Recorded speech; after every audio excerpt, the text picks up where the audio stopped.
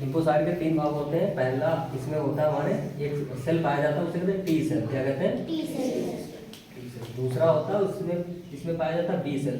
क्योंकि देखो हम लोगों ने पढ़ा हमेशा है कि कोई भी हमारा शरीर जो भी चीजें बनेगा सेल से बनी, सबसे छोटी इकाई क्या है? सेल है। और एक पाया जाता है इसमें एनके सेल। क्या होता है? NK cell. ठीक है। अब जो देखो हमें पढ़ना था WBC के बारे में, सफेद रक्त कणिकाएं के। ये कितने प्रकार की होती है? 2 प्रकार की होती है, कणिका युक्त होती है, एक होती है अकणिका युक्त। ठीक है। जो कणिका युक्त होती है इसके 2 भाग होते हैं, न्यूट्रोफिल, एक होता है बेसोफिल, एक होता है स्नोफिल।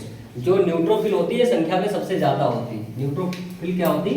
ये हमारे शरीर में संख्या में सबसे ज्यादा होती है, संख्या में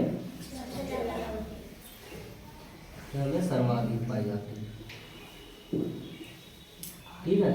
न्यूट्रोफिल क्या होती है? संख्या में सर्वाधिक। जो दूसरा इसका भाग है अग्लेनोसाइट या अकणिका युक्त, इसके 2 भाग होते हैं, एक होता है मोनोसाइट, एक होता है लिम्फोसाइट। मोनोसाइट सबसे बड़ी है। अगर सबसे बड़ी कोई WBC अगर पूछ ले कि सबसे बड़ी WBC तो कौन सी होगी है? सबसे बड़ी WBC है।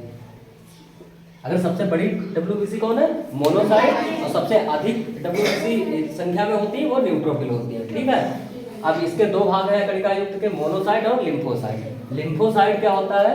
लिम्फोसाइट में क्योंकि कोई भी हमारे बॉडी में जो छोटी छोटी चीज बनी हुई सेल से बनी होगी ना, तो लिम्फोसाइट सेल से बनी है। इसमें कौन सी एक सेल होती है? टी सेल, एक होती है बी सेल, एक होती है एनके सेल। अच्छा, जब हम लोग सोचते हैं ना एक एड्स बीमारी होती है, सुना हो ना आप लोगों ने इसका नाम? एड्स बीमारी में क्या होता है? हमारी रोग प्रतिरोधी क्या होती? क्षमता खत्म हो जाती है। हम जो बीमारी होती है वो बीमारी फिर जल्दी ठीक नहीं होती है। उसमें होता क्या है? WBC का काम भी होता है बेसिकली क्या होता है?